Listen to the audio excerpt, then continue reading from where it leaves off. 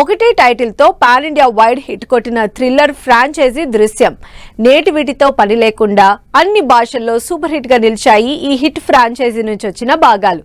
ఇక బాలీవుడ్ లో దృశ్యం 3 విడుదలకు రెడీ అవుతుంటే ఆల్రెడీ థర్డ్ పార్ట్ తో 100 కోట్లు కొల్లగొట్టిన మోహన్ లాల్ మరో సీక్వెల్ ప్రకటించారు.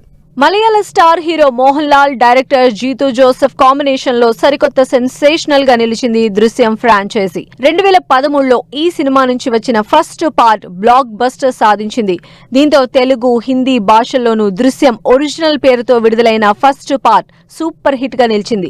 అంతేకాదు ఈ హిట్ ఫ్రాంచైజీ నుంచి సీక్వెల్ గా తెరకెక్కిన రెండవ భాగం కూడా ఆడియన్స్ నుంచి అదే రేంజ్ రెస్పాన్స్ సొంతం చేసుకుంది. ఇక ఈ థ్రిల్లర్ ఫ్రాంచైజీలో ఇప్పటికే సక్సెస్ఫుల్ గా 3 భాగాలు పూర్తి చేసిన మోహన్ లాల్ ఇక లేటెస్ట్ గా 4వ పార్ట్ కూడా ఉందని కన్ఫర్మ్ చేశారు. మోహన్ లాల్ హీరోగా మలయాళంలో తెరకెక్కిన దృశ్యం 3 సినిమా 100 కోట్లకు పైగా వసూళ్లు సాధించింది. అయితే తెలుగులో మాత్రం ఆశించిన స్థాయిలో ఆడియన్స్ ని మెప్పించలేకపోయింది. దీనికి తోడు ఈ సీక్వెల్ పైన టాలీవుడ్ ఆడియన్స్ లో అంతగా బజ్ కనిపించలేదు. దీంతో ఈ థ్రిల్లర్ ఫ్రాంచైజీకి థర్డ్ పార్ట్ చేస్తానన్న విక్టరీ వెంకటేష్ మొత్తంగా ఈ ప్రెస్టీజియస్ ప్రాజెక్ట్ నుంచి తప్పుకున్నారు.